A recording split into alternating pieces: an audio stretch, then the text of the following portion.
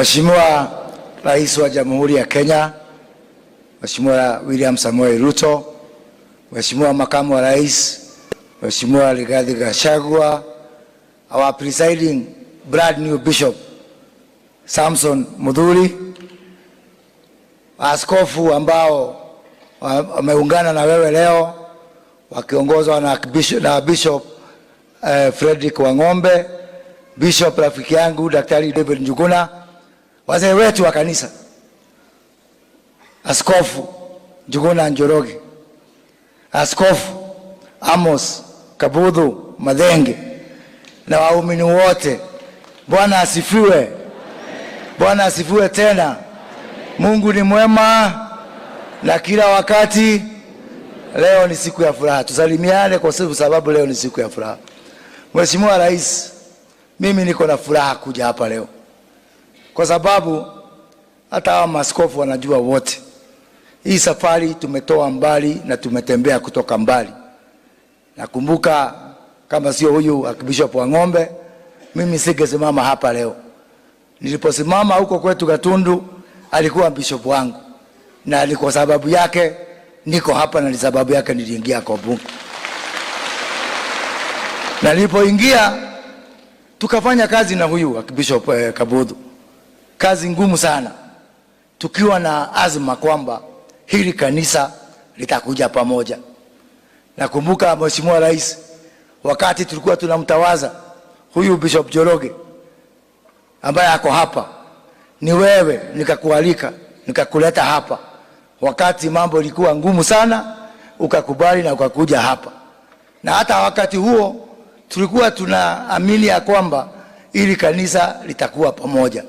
So kwa hivyo mimi nikiona hii siku ya leo, na unakumbuka hata mwaka jana tukienda kumalizia na mwaka huu, wakati kulikuwa na tashwishi, kulikuwa na watu wengi sana walikuwa wanaambia Nehemia kwamba hii kanisa haitasimama.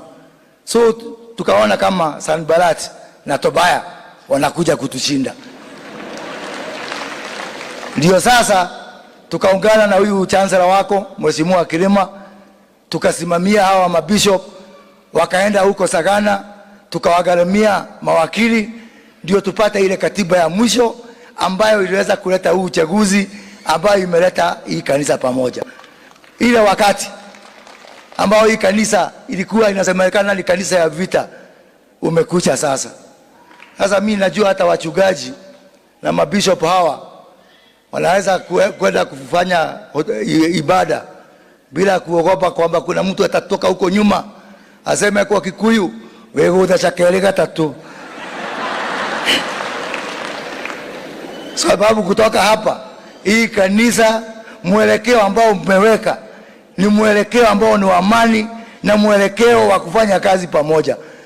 Unajua hao wamesema hao ndio watoto wa Maumau. Sasa ile Maumau ya kweli, na mimi naamini, na kuna kitu imenigusa, ati generations mbili hawakusoma, 2 generations, kwa sababu mababa zao na mama zao walikuwa kwa msitu, kwa sababu mababa zao na mama zao walikuwa kwa jela. Sisi kama serikali pengine hatuwezi kurudisha mashule, pengine hatuwezi kurudisha hiyo mambo yote, lakini sisi tuko na deni yenu, na dawa ya deni ni kulipa, na najua chini ya serikali ya Rais Ruto hii deni tutalipa. Mwisho, Mheshimiwa Rais, vile gavana amesema, historia ya hii kanisa ikiandikwa, wewe uko na ukurasa hapo, na historia yako ikiandikwa, hii kanisa iko na ukurasa hapo.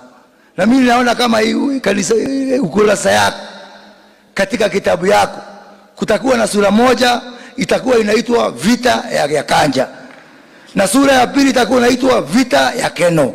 Unajua pahali umetoka na hawa watu ni wako, hawa watu ni wa serikali, na mimi niko na hakika ya kwamba chini ya uongozi wako tutafanya kazi pamoja, tulipe hii deni. Ado hili ni mwendo wa kanisa igere lea kwina hathayo gorode wa mufea mbara ya ima kaikona ni disesa gatuka wa hili gaitwa mrathime na mweka wega sana. Asante sana Waziri Moses Kuria.